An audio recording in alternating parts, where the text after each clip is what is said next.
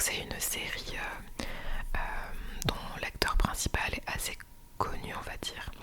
Je ne sais pas si vous le connaissez, mais en tout cas il a joué dans 30 ans toujours. Non, ouais, je crois que c'est ça, 30 ans toujours. Non, je sais pas en fait. Le film 40 ans, toujours puceau. C'est un film qui est assez drôle et assez connu, donc voilà, moi je le connaissais de là. Et puis là, une voix quand même assez emblématique, je trouve. Sa voix, sa voix originale est assez unique. Enfin bref, c'est pas le sujet. Mais bon, du coup, on a commencé avec mon chéri la série The Office il y a à peu près un peu moins d'un an, je pense, si je ne dis pas de bêtises. Et en fait, c'est l'histoire de gens, d'employés au bureau, tout simplement. Et en fait, ça montre un petit peu, ça dénonce, enfin, on va pas dire que ça dénonce, mais ouais, voilà, ça montre un petit peu les réalités qui existent. Mais tout ça de manière assez exagérée et loufoque. Donc c'est assez drôle. Par contre, j'ai dû m'accrocher les 5-6 premiers épisodes, voire 10 épisodes. Parce que moi je sais que c'est des trucs qui me trigger un peu, hein. Ça a tendance à vite m'énerver. C'est le but aussi, hein, bien sûr. Mais j'ai pas accroché tout de suite à la série. Mon copain il a direct kiffé. Mais moi ça me titillait beaucoup cette ambiance un peu voilà où une ambiance tendue où le patron est complètement con avec ses employés. Ça m'avait un peu voilà un peu moi j'étais pas trop fan quoi. Et donc voilà, mais en fait je m'y suis accrochée un petit peu et finalement j'ai fini par aimer. J'ai fini par beaucoup apprécier. Donc voilà, en fait c'est simplement ça. Et si vous voulez, je peux vous lire le synopsis au moins. Voilà, ce sera plus clair. Michael Scott, manager incapable de Dunder Mifflin, accueille une équipe de tournage venue préparer un documentaire et apprend que sa filiale risque des licenciements. Voilà, donc ça commence là-dessus. Et après s'ensuit plein d'autres petits trucs assez marrants en fait, assez déjantés. Voilà. Donc on a cette première série qu'on n'a pas encore terminée, mais qui est vraiment bien, et dès qu'on se lance dedans, on est à fond dedans. Voilà.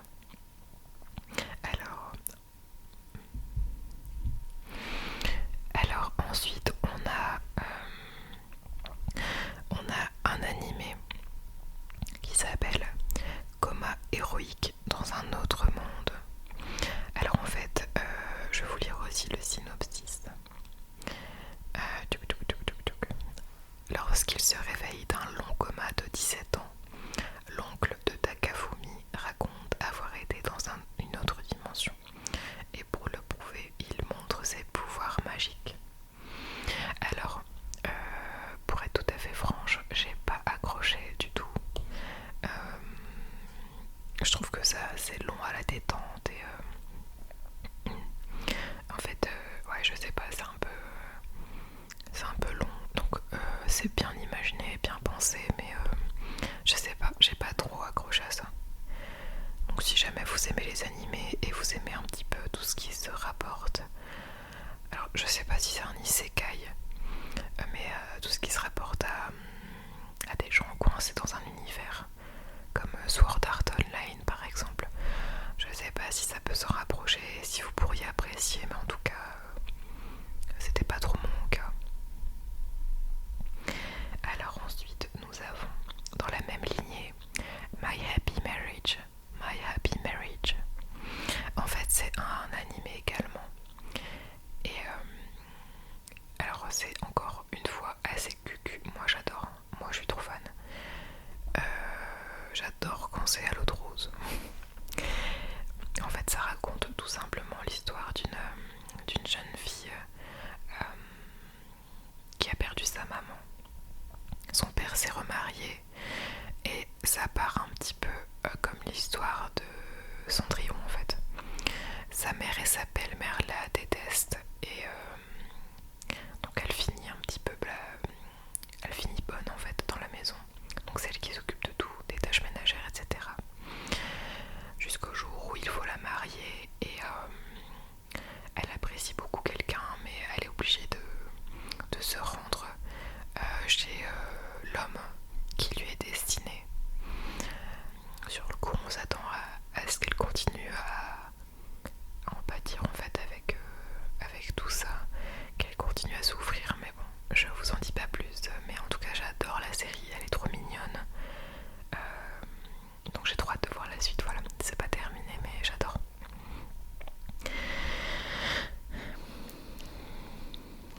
Alors, je regarde rapidement pour voir si je n'ai pas d'autres animés. Ah, première vue, non. Alors, on va passer à la suite. Donc, une série que j'ai commencé mais que je n'ai pas terminée, c'est Gilmore Girl. Gilmore Girl. En fait, donc encore une fois, je vais vous lire le synopsis, mais c'est un peu, on suit l'histoire de deux femmes, donc une maman et sa jeune fille. Voilà, c'est un peu, comment dire, je sais pas si on pourrait dire une tranche de vie, mais voilà, la jeune fille est au lycée, la maman essaye de se débrouiller pour élever sa fille. C'est assez chill et c'est une série qui est assez connue pour être regardée en automne. En fait, c'est un mood particulier, je trouve. Moi, je l'avais découvert courant octobre, novembre, quand c'est l'automne, et que tout le monde est excité par le début de l'automne. Et à cette période, tout le monde regarde ça. Donc du coup, je me suis dit, bah tiens, pourquoi pas me mettre aussi dans l'ambiance avec cette série. Franchement, j'aime bien, j'aime beaucoup. Mais avec les derniers mois, j'ai complètement arrêté de le regarder. Mais il faudrait que je le continue parce que j'ai bien aimé le début. Donc en fait, le synopsis du premier épisode, c'est: apprenant que sa fille est acceptée dans une prestigieuse école privée, Lorelai n'a d'autre choix que de ravaler sa fierté et d'accepter l'argent de ses parents. Voilà. Et voilà, ça découle de ça. Il y a plein de petits trucs à côté, voilà. Ensuite, on a One Piece, la série qui a été adaptée du manga. Donc franchement, très très très bon retour dessus. J'ai adoré, franchement, c'était trop bien fait. Après, pour être tout à fait franche, j'ai pas regardé l'animé avant. Je vais peut-être me faire taper sur les doigts, mais en fait l'animé, je devais le commencer il y a longtemps et en fait c'est la série qui m'a permis de le démarrer juste après. Et pour le coup, forcément il y a des différences, mais c'est super bien réadapté, je trouve. Après, je suis pas quelqu'un de très très critique en fait, de manière générale dans le cinéma, mais j'ai adoré, franchement c'est super bien. Le synopsis, c'est à la dérive sur un bateau qui coule, l'insouciant Luffy veut localiser le trésor perdu du roi des pirates. Mais d'abord, il lui faut un équipage, un navire et une carte. Voilà, moi j'adore. Franchement, je trouve que si vous voulez une bonne série marrante, avec de l'aventure, de l'action, de l'amitié, franchement, je vous le conseille à 100%. Donc, je crois qu'on a fait le tour pour les séries que j'ai pu regarder.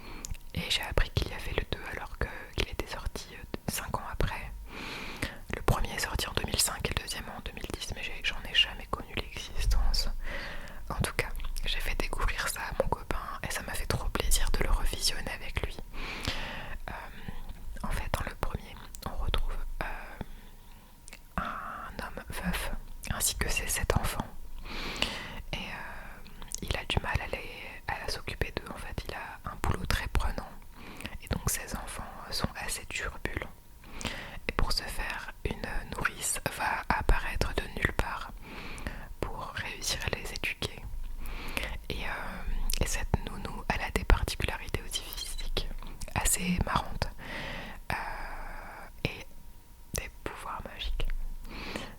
Donc voilà, j'en dis pas plus, mais j'adore ce film. C'est léger, c'est drôle, c'est mignon. Si jamais vous voulez quelque chose de simple à regarder un soir, ben franchement je vous le conseille aussi. J'ai préféré le premier, je trouve que le premier est beaucoup mieux, mais le deuxième est tout aussi sympa. Ensuite, on a le film Épouse-moi mon pote. Donc là c'est un film français. Épouse-moi mon pote, épouse-moi mon pote. Je vais aller donc checker un petit peu la page du film. Épouse-moi mon pote, mon pote, mon pote. Donc en fait c'est un film réalisé par Philippe Lachaud normalement. Ah non, c'est un film qui est réalisé par Tarek Boudali. Et il tourne dans le film avec Philippe Lachaud. Donc si vous ne voyez pas qui c'est donc deux personnes qui ont tourné dans Babysitting. Trop marrant ce film. Et en fait, Philippe Lachaud, lui, il a tourné, il a fait il a créé la série LOL qui ressort, si ça peut vous donner un petit peu une idée. D'ailleurs, j'ai regardé les premières saisons et c'était plutôt sympa. En fait, ça va dépendre desquelles, mais en tout cas, c'est plutôt sympa. Mais bref, pour revenir au film, alors je ne sais pas comment vous l'expliquer autrement, mais je vais plutôt vous lire le synopsis. Une amitié prend un tour inattendu lorsque deux potes hétéros se marient pour que l'un d'eux obtienne un visa. Jusqu'où seront-ils prêts à jouer le jeu? Voilà, c'est assez rigolo. Alors c'est pas le meilleur film que j'ai vu de Philippe Lachaud et Tarek Boudali, mais en tout cas c'était sympa à regarder aussi, c'était frais, c'était marrant. Voilà. Ensuite, qu'est-ce que j'ai regardé? Alors on est allé voir au cinéma il y a quelques mois avec mon chéri Hunger Games, le dernier, qui s'appelle La balade du serpent et de l'oiseau chanteur. Alors pour être tout à fait franche, on l'a regardé parce qu'on devait consommer des billets qu'on avait depuis un moment.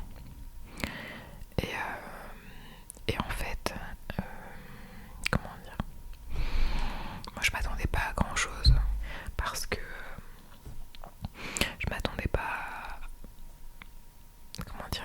à grand chose parce que je ne savais pas du tout quelle était l'histoire de ce film. Et donc je suis partie comme ça en me disant bon on verra bien ce que ça donne. Et au final j'ai adoré. Franchement c'était super bien et ça raconte en fait les préquels de d'Hunger Games, ce qu'il se passe avant les autres films. Donc franchement c'était vraiment incroyable. J'ai beaucoup aimé les décors, les musiques, les acteurs, tout était très beau. L'histoire était bien tournée aussi, franchement c'est hyper intéressant en fait. On apprend un petit peu l'histoire de Snow, le président des Hunger Games, donc le méchant quoi. Et c'est hyper intéressant de voir un petit peu ce qui l'a poussé à devenir comme il est. Donc voilà, on a vraiment adoré, c'était super bien et franchement si je pouvais le revoir, je le revisionnerais sans problème. Et pour terminer avec les films, j'ai revisionné le film Les Autres, pour terminer sur quelque chose d'un peu plus sombre. En fait, Les Autres, c'est un film que j'avais vu également quand j'étais plus jeune.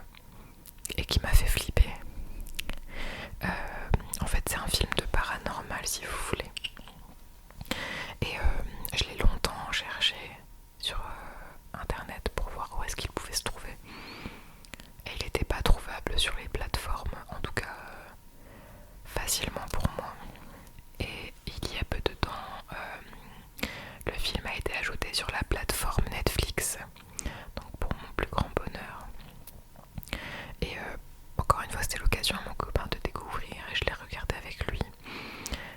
Moi j'adore ce film, je crois que c'est l'un de mes préférés. En fait ça raconte un petit peu l'histoire d'une maman qui vit avec ses 2 enfants dans un château.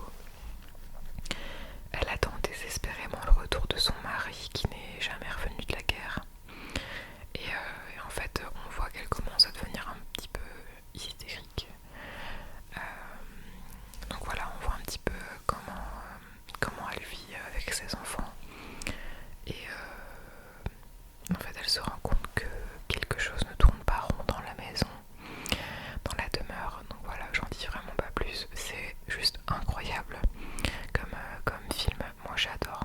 C'est le genre de film, si jamais vous le visionnez, c'est le genre de film que j'adore regarder. Donc voilà, vous comprendrez pourquoi. Donc voilà pour toutes les séries et films que j'ai pu regarder ces derniers temps. J'espère que ça vous a intéressé, que vous avez peut-être découvert des petites choses sympas. Comme je disais, j'en ai pas énormément, parce que pour être franche, je regarde presque pas de films, beaucoup plus des séries. Mais voilà. Là, pour les prochaines semaines, j'aimerais beaucoup regarder The Glory. C'est une série coréenne sur Netflix qui parle de harcèlement scolaire et de vengeance. Donc ça m'intéresse beaucoup. J'aimerais beaucoup regarder l'animé Le Pavillon des Hommes. J'ai commencé à regarder une petite bribe du premier épisode et ça m'a l'air vraiment pépite. Donc j'ai hâte de le continuer. N'hésitez pas à me dire ce que vous pensez des séries et films dont je vous parle. Est-ce que vous connaissez?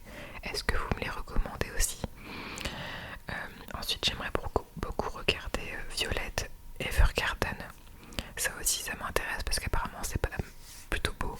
Je connais pas l'histoire mais voilà. La chute de la maison Usher, ça a l'air plutôt pas mal. Assez énigmatique aussi. Donc franchement il me tarde de le regarder. Après j'ai vu qu'ils avaient mis aussi sur Netflix Geisha, Mémoire de Geisha. Alors ça, Mémoire d'une Geisha, ça c'est vraiment mon film préféré de tous les temps je crois. En fait j'ai le livre parce qu'il est inspiré d'un livre que j'avais lu, que j'avais adoré de tout mon cœur. Et j'ai vraiment trop envie de regarder, même si ça fait la énième fois que je le vois, mais j'adore. Et pour terminer, j'aimerais beaucoup aller voir La Cour en mois d'avril, le film Spy Family qui va sortir. Je crois que c'est Code White, si je dis pas de bêtises. Donc voilà, Spy Family.